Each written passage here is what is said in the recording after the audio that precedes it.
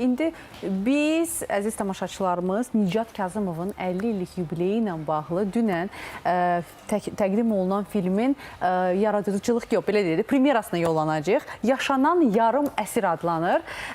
Bizim əməkdaşımız da bu haqda Elgiz dünən axşam saatlarında süjeti gedib canlı-canlı orada çəkib. Gecə saat 2-də o süjeti hazır edib göndərib bizə və biz də məmnuniyyətlə onu istəyirik hal-hazırda izləyək.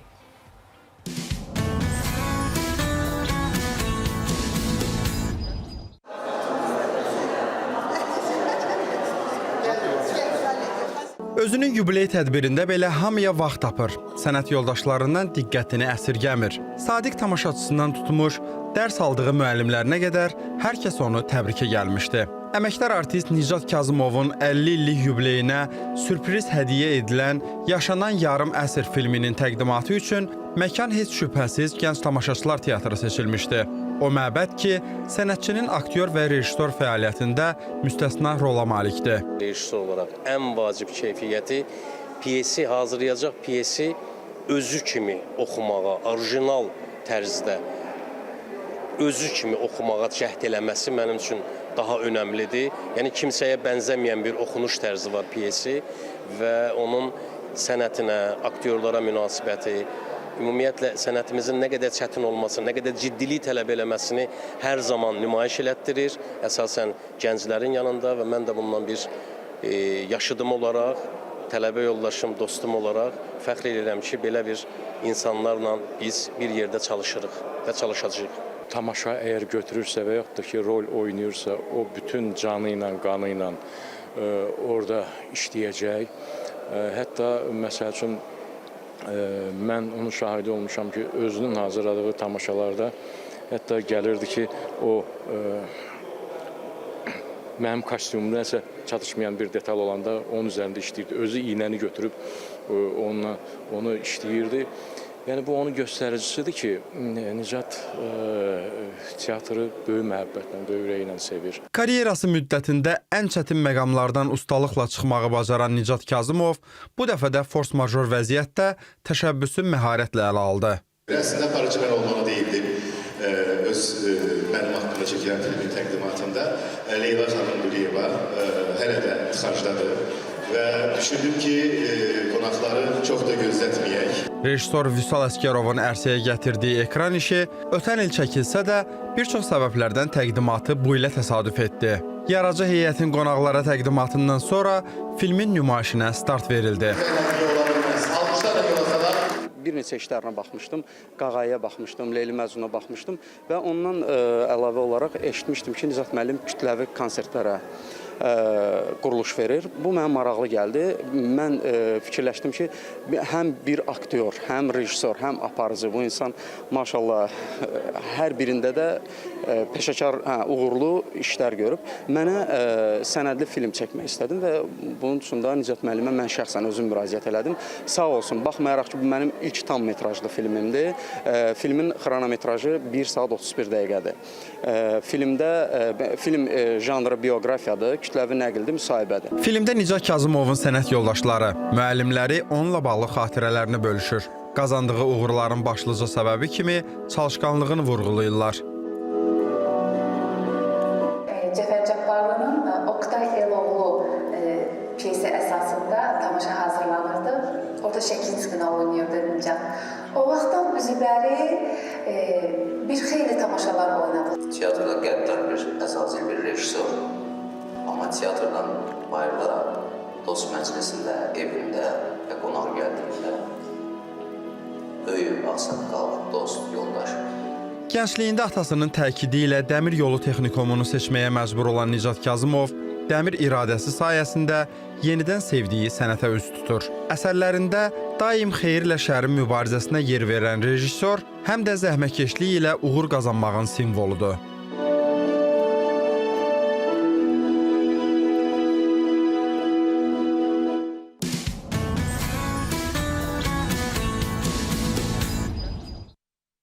Yarım əsrin müəllifi, yarım əsrin sahibi, yarım əsr yaşayan və 50 illik yubileyində elə bizim studiyamıza təşrif buyuran səbəbkarımız, əziz dostlar, Respublikanın əməkdar artisti, Gənc Tamaşaçılar Teatrının rejissoru, Azərbaycan Dövlət Mədəniyyət və İncəsənət Universitetinin, Bakı Musiqi Akademiyasının və həmçinin Bakı Xoreografiya Akademiyasının baş müəllimi Nicat Kazımov buradadır. Nicat, xoş gördük sizi. Sabahınız xeyir olsun, xoş gördük, xoş gördük. Təşəkkür edirəm, çox sağ olun. Biraz yorğun, amma əla. İndi biz sizin yorğunluğunuzu tamamilə uzaqlaşdıracağıq. Təşəkkür edirəm İctimai Televiziyaya dəvətə görə, təşəkkür edirəm dünən tədbirdə iştirak elədiklərinə görə, təşəkkür edirəm gecə saat 2-də bu sujeti hazırlayıb göndərən bizim əməkdaşlara, Elgiz bəyə. Çox sağ olsunlar, çox xoşdur, çox xoşdur. Bilirsiniz, hər bir incəsənət adamı, hər bir sənət adamı, biz biraz necə deyim, kövrək oluruq və arada bir sığala ehtiyacımız olur. Və düşünürəm ki, dünən mənim üçün çox böyük bir sığal oldu. Bax, elə onu istəyərdik. Sizdən istəyərdik təəssüratlarınızı öyrənmək. Çünki biz sizi, az əvvəl əziz tamaşaçılarımız, Nicat bəyə deyirəm ki, sizi orada o pencəkdə görəndə tamaşaçılar deyəcək ki, həmin süjetdən sanki dərhal bura gəlib. Köynəyi dəyişmişəm. Özü də gecə, deyəsən 2-də, 3-də dedi ki, çatmışam, elə 1-2 saat gözünü yuxusunu alıb bir studiyamıza gəlib. Çox gözəl, çox yaxşı. Mən təşəkkür edirəm filmin rejissoru Vüsal Əskərova, bizim gənc həmkarımıza. Çox sağ olsun, inisiativ onlardan gəldi. Əslində, dünən də mən bəzi müsahibələrdə dedim, mənim yubileyim iyun ayında olub. Yəni, artıq 1-2 aydan sonra mənim 51 yaşım olacaq. İnşallah, Allah ömür versə. Biz teatrımız təmirdə olduğuna görə həmin vaxtda keçirmədik ki, sentyabr-oktyabr aylarında qeyd edərik yubileyi və hətta salındı da, vaxtın dəqiq yadında deyil. Yəni, tamaşa da salındı ki, bəli, Qağayı tamaşası ilə qeyd edərik. Özüm də oynayıram həmin tamaşada çünki. Və elə oldu ki, bəzi hadisələr baş verdi ölkədə və düşündük o fonda yubiley eləmək düzgün deyil və mən bu fikirdən yayındım. Sadəcə, belə deyil, növbəti tamaşa kimi oynadıq, həmin tamaşanı keçdi, getdi. Üstündən bir ayda keçəndən sonra, 2 ay keçəndən sonra Vüsal yaxınlaşdı. Mənim dostum, həmkarım İlham Əsədovla, Respublikanın əməkdar artisti İlham Əsədovla bir yerdə ki, biz sənin haqqında sənədli film eləmək istəyirik, yaradıcılığın haqqında sənədli film eləmək istəyirik. Biraz gözlənilməz oldu, çünki sözün açığı düzün deyim də. Mən gözləyirdim ki, o 50 illik yubiley ərəfəsində hansısa televiziyada bir veriliş olar yəqin ki, bu barədə. O da olmadı. Və film biraz belə çaşdım, amma maraqlı, biraz da belə... Əslində gözlədiyinizdən daha yaxşı oldu. Biraz da belə... Televiziyaya bağlı yox. Bəli, biraz da belə qaldım ki, görəsən cavan rejissor necə çəkəcək, amma razılıq vermişəm də belə. Çox sağ olsun, yəni gözlədiklərimin üstü oldu. Aydın məsələdir ki, 32 il səhnə fəaliyyətini saat yarımlıq bir filmə yerləşdirmək mümkün deyil. Çünki 32 ildə mən ildə bir iş görməmişəm axı. Hər ilin bir 10-15 işi var. Və bunlar üst-üstə gələndə gəlir 500-600 Hələ burada xatirələr var. Bəli, xatirələr filan. Bəli, ona görə də... Yəni, serial çəkərdi. İnşallah. Mən tapdım onun çarəsini. İnşallah. Yəni, bir saat yarımlıq bir film oldu. Çox sağ olsun dünən gələn qonaqlar, dostlarım, həmkarlar, müəllimlərim, tələbələrim, sənətsevərlər, dostlarım, çox sağ olsunlar. Dünənləri o anşlaqı görəndə biraz... Anladınız ki, siz nə qədər çox insan sevir ürəkdən. Tıxacla bağlı, misal üçün, dəhşət tıxaclar var idi dünənləri. Amma ona baxmayaraq çox maraqlı oldu və Azər düz qeyd elədi. Gecə saat 3-də evə gəlib çatmışam və səhər tezdən də buradayam. Nicat, sizə baxıram, illərdir ki, nə qədər bizim efirdə görüşlərimiz olub, söhbətlərimiz olub, dəfələrlə sizin rejissoru olduğunuz tamaşalara şəxsən gəlmişəm, izləmişəm, fikrimi sizə elə tamaşa fasiləsində də, sonrasında da bildirmişəm. 50 yaş və deyirsiniz 2 aydan sonra artıq, bir neçə aydan sonra 51 yaş, heç insan belə təsəvvür eləyə bilmir. Amma o cavan ruhunuz, gənc ruhunuz sizi sanki elə o gənc çağında saxlayıb, buna təcrübəniz öz yerində. Çox maraqlıdır bu 50 yaşın məsuliyyəti, 50 yaşın hissi, yarım əsrin diktəsi nədən ibarətdir? Hissin özünü heç bir hissi yoxdur. Yəni deyim hissi var, hissi yoxdur. Yalan demiş olaram. Mən içəridə özümü 25 yaşdan artıq hiss eləmirəm. Yəni Mən daha az verirdim. yox, 25. 25-dən az çox hiss eləmirəm özümü. Yalnız belə də baxanda görürəm ki, güzgüdə ya efirdə baxanda ki, yox, artıq saç ağarıb, üzdə Amma yenə də 50 deyil də. Yəni belə çox sağ olun. Siz 50-dən deyirsiniz, ağdı mən Amma nə aydın məsələdir ki, artıq mən dünən elədiyim səhvləri bugün eləyə bilmərəm. Yəni bu məsuliyyət var. Artıq kimlərə görəsə məsuliyyət daşıyırsan. Düzdür, mən o məsuliyyəti əslində çox gənc yaşlarımdan çiynimə götürmüşəm. Kimlərə görəsə məsuliyyət daşımağı 25 yaşımdan bəri o yükü dartmağa başlamışam. Bəlkə də daha tez. Amma sadəcə daha çox şey eləmək və daha çox nələrisə etməyə zamanın, vaxtın yetməsini istəyirsən və ona görə də biraz da tələskənlik əməli. Bunu da eləyim, qoy bu da olsun, bu tamaşanı da hazırlayım, bu tədbirə də mən olsam yaxşı olar filan. Bu gəlir. Amma bu yerə qədər mən onsuz da heç vaxt heç kəsin qapısını döyməmişəm ki, zəhmət olmasa, olarmı mən sizdə filan şeyi hazırlayım və yaxud da gözləmişəm ki, əgərləri bu mənim qismətimdədirsə, əgər bunu mən eləməliyəm. Mənim qapım döyüləcək. Mənim qapım döyüləcək. Nicat bəy, istəyərdim biraz əvvələ qayıdaq. Prosesə qayıdaq. Sən bu yaman belə keçmişə gedirsən ha. Bundan öncəki qonağımızla da, uşaqlığımızdan filan. İndi sizin qrimyor yaxşı bir sözdür, üzr istəyirəm. O da sual. Yox, görən ki, mən köhnələri görəndə elə sevinirəm ki... Demədi 25 yaşında olan adamda köhnə. Acığınıza gəlməsə, bilmiyor, düz deyirsiniz də. Yəni, mən efirə çıxan gün nə vaxt idi? O sənət belə ağırlığı baxımından deyib həm də. Ümumiyyətlə, Nicat bəy, hər bir rejissor, hər bir aktyor bir layihədə işləyəndə, bir layihəni təhvil verəndə istəyir ki, onu izləyən tamaşaçısı oradan hansısa bir əhvalla, hansısa bir ideya ilə, bir təəssüratla çıxsın. Maraqlıdır ki, Nicat Kazımovun istəyi nə idi? Sizin tamaşaçınızın, sizin tamaşanızdan, həm quruluş verdiyiniz, həm ifa etdiyiniz tamaşadan hansı ovqatda çıxmasını istəmişsiniz? Hər tamaşanın, özünüz dediyiniz kimi, hər tamaşanın, hər tədbirin özünün yükü var və o yükə uyğun o dəyişir. Amma mənim bütün yaradıcılığımda xeyir və şər bir xətti. Mübarizəsi sanki. Bəli, o gedir. Sadəcə biz tamaşaçılara neysə diktə eləyə bilmirik. Biz tamaşaçılara sadəcə göstəririk və seçimi tamaşaçı özü eləməlidir. Xoşbəxtəm ki, tamaşalarımdan sonra tamaşaçılar mənim nə düşünmüşəmsə, hansı təsiri vermək istəmişəmsə, tamaşaçı ötürmək istəmişəmsə, tamaşaçı həmin o təsiri də alıb. Bu fərq etməz. İstər teatr tamaşaları olsun, istər oynadığım rollar olsun və yaxud da istər böyük tədbirlər olsun. Yəni, nəyi aşılamaq istəmişəmsə, o təsiri də almışam. Nicat tamaşaçı öncə sizi aktyor kimi tanıdı, sevdi, qəbul etdi. Nə baş verdi ki, siz fəaliyyətinizi sonra belə əsaslı şəkildə rejissorluğa tərəf çevirdiniz? Azər, o biraz... belə oldu da. Yəni tamaşaçı əslində nəsə burada var o.